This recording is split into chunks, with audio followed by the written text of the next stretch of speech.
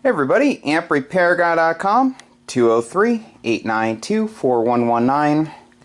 Also, harbachellectronics.com. Please like, share, and subscribe. So, we have another Ameritron AL811H here in for repair. I have an AL80B, did a video, but then the customer didn't want one of the rotary switches changed. It was for the 80 and 160 inductor.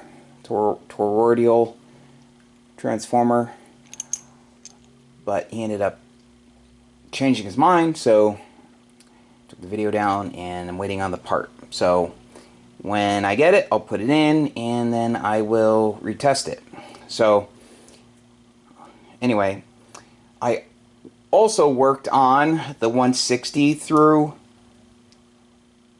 15 meter amplifier a couple days ago, and I'll make a video on that.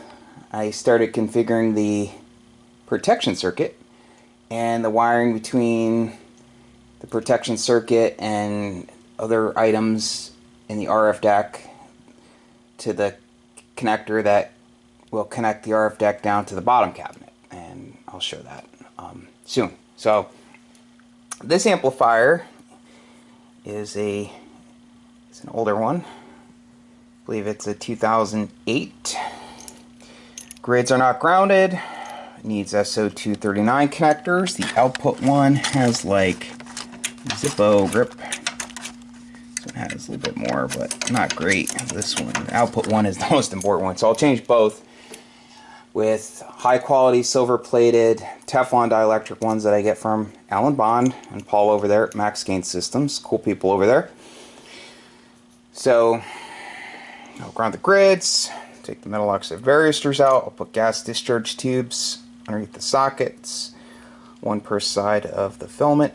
All 4 tubes are in parallel, so I only need one per side. I'll compress the socket clips, clean them with the Oxide Gold, clean the input rotary switch and the output rotary switch, band switch with the Oxide Gold. Touch up on solder joints. It's getting a brand new set of Pentalab tubes. Awesome company, awesome customer service. I have them in stock here. I go through so many tubes. Penta has me as a spot to hold on to their tubes. They own them. So when a customer's amp comes in, I have them on hand. Won't run into a situation where, sometimes people are out of 572s. I should always have 572s, but they are reserved for customers' amplifiers. Okay, so I'm going to get to work, and I will see you guys soon, so stay tuned. Almost forgot, yeah, it also needs the bias modification. It is lacking, so I'll be back. See you soon. Okay, all the grids are grounded directly to the metal. Tightened up the standoffs for a nice solid ground connection between this piece and the chassis. Added the gas discharge tubes, touched up on solder joints, compressed the socket clips and clean them. I'll be putting a longer screw in for the plate choke. It was already loose and wobbling a little bit. Remove the metal oxide varistors and added the wire for the bias mod. So I'm going to get back to work. See you soon. Okay, so I'm back with the completed Ameritron AL811H. Works perfect on all bands. So I start here early. And I had some other stuff to do today, plus I worked on this for a long time. I called, by accident, I called the input SO239 the output. I was going over quick, plus I wasn't looking at it. So the bottom one is actually the input, top one is the output. Input one had like no grip, output one didn't have great grip. It is really important to have a strong connection on the output connection of any amplifier between the output of the amp and your load. You'd ever want to put an amp into an open, it's really bad.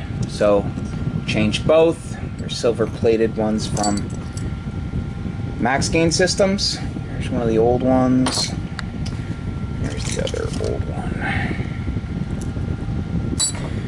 So that's all set. I showed you underneath the sockets. Always want to make sure you re-secure the safety choke.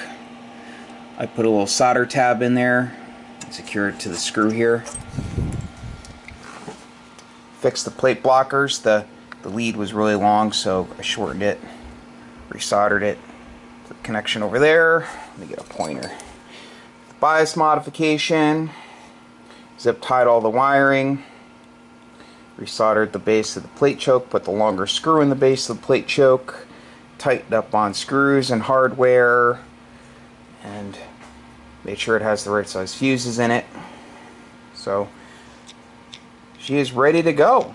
So if you need an amplifier repaired, feel free to give me a call. Any of the amps you see in my videos. I do not work on FL2100Bs anymore. I'll say that again. So lots more to come. I get them done quick, very thorough. As you can see, same thing over and over and over again. Usually in and out within 2 weeks, as long as I have payment in hand. That's worst case usually. So if I have to order a part. So again, thank you for watching and have a great day.